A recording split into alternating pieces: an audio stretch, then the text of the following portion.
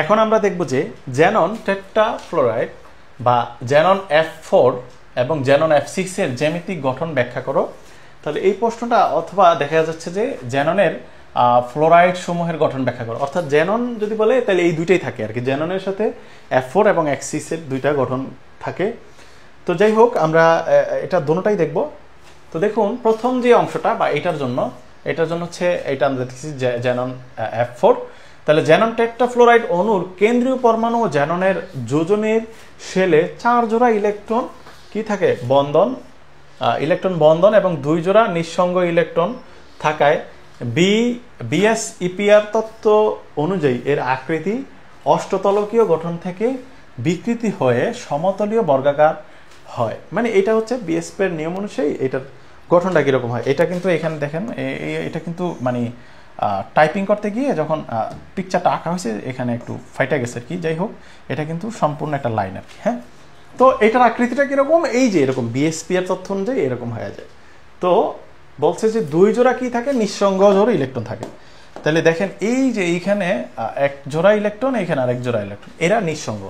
আর বাকি দেখেন জ্যাননের সাথে কি হয়েছে, এই এফ একটা গঠন করছে, আরেকটা, তার মানে কয়টা, 1টা 2টা 3টা 4টা 5টা 6টার ক্ষেত্রে 4টার মধ্যে কি করছে দেখেন 4 জোড়া ইলেকট্রন কি করছে, বন্ধন গঠন করে ফেলছে কার সাথে, ফ্লোরিনের সাথে।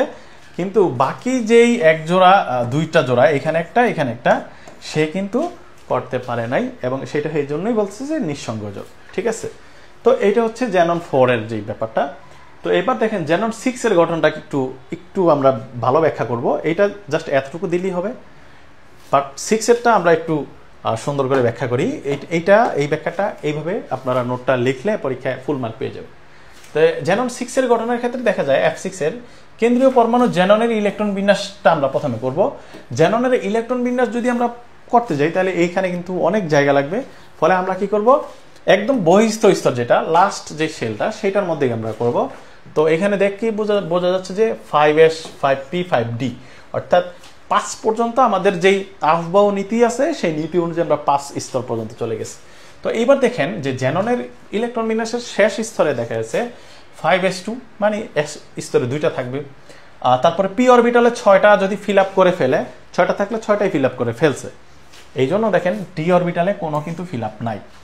ঠিক আছে, আচ্ছা উত্তেজিত অবস্থায় যখন এই জ্যানন পরমাণুটা উত্তেজিত অবস্থায় থাকে তখন আবার কি হয়, এই 5 যে অরবিটালটা আছে সেই 5p অরবিটালটা, এই p অরবিটালের যে প্রত্যেকটা জোড়া ইলেকট্রন এরা কি হয়ে যায়, এরা সিঙ্গেল মানে একক ইলেকট্রন বিভক্ত হয়ে d অরবিটালের দিকেও কিন্তু প্রবেশ করে ফেলে।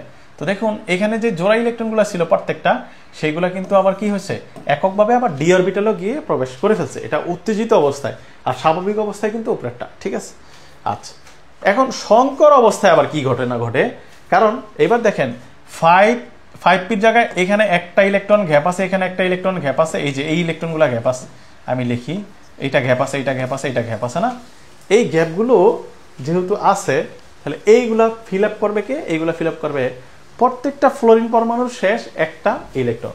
তাহলে ধরেন এই ফ্লোরিনের যদি একটা ইলেকট্রন আসে এখানে বসলো, এখানে একটা বসলো, এখানে একটা বসলো, 3টা গেল। তাহলে ফ্লোরিন তো আমরা দেখতেছি কয়টা, 6টা ফ্লোরিন আসছে, তাহলে আরো 3টার সাথে দেখুন একটা করে এইভাবে 6টা ফ্লোরিন ঘটছে। ফলে এই সংকরিত অবস্থায় জিনিসটাকে লিখে হবে এইভাবে, যে এখানে নিচে দ্বারা বোঝাচ্ছি যে এই ইলেকট্রনটা আলটিমেটলি ফ্লোরিন থেকে গেছে, এটা ফ্লোরিন থেকে গেছে, এটা ফ্লোরিন থেকে এই ইলেকট্রনটা আসলে শেয়ার হয়েছে, সংকর হয়েছে, ফ্লোরিন থেকে এই একটা করে ইলেকট্রন ঢুকছে। ফলে এইটা হচ্ছে জ্যানন F6। তো এক্ষেত্রে 1 জোড়া মুক্ত জোড় এবং 6 জোড়া বন্ধন জোড় ইলেকট্রন বিদ্যমান থাকায় অণুর আকৃতি কি হয়, পঞ্চকোণীয় কি হয়, দ্বিপিরামিডীয়, পঞ্চকোণীয় এবং দ্বিপিরামিডীয় হয়। তাহলে ব্যাপারটা কি দেখেন, 6 জোড়া কি, 1 জোড়া মুক্ত জোড় এবং 6 জোড়া বন্ধন জোড়। বন্ধন জোড় কটা, 1টা 2টা 3টা 4টা 5টা 6টা, আর 1 জোড়া হচ্ছে মুক্ত জোড়। এই যে মুক্ত জোড় হচ্ছে 1 জোড়া জ্যাননের থেকে যায়। ঠিক আছে, তাহলে আমরা দেখলাম যে 1 জোড়া কিভাবে থেকে যায়। এই যে দেখেন এখানে 2টা ঘর খালি থাকে, এই যে 2টা ঘর, এই যে 2টা ঘর, এখানে যদি একটা করে ইলেকট্রন থাকতো, একটা করে ইলেকট্রন থাকতো, তাহলে দেখা যাচ্ছে আবার নতুন করে দুইটা ফ্লোরিন এসে যুক্ত হতে পারতো। ঠিক আছে, এই জন্য ওই 2টা কিন্তু নিঃসঙ্গ জোড় বা মুক্ত জোড় ইলেকট্রন হিসেবে থেকে যায়। তো তো যাই হোক, এই হচ্ছে আমাদের জেনন 6 এর গঠন। তো এইটা পরীক্ষা যদি আসে আপনারা এইভাবে এখানটা এই জেনন F4 এরটা এতটুকু লিখে চিত্রটা দিয়ে দিবেন, আর F6 এরটা এতটুকু লিখে চিত্রটা দিয়ে দিবেন, তাহলেই হয়ে যাবে। ঠিক আছে, তাহলে আজকে এতটুকু থাকলো। সবাই ভালো থাকেন, সুস্থ থাকেন, আল্লাহ হাফেজ।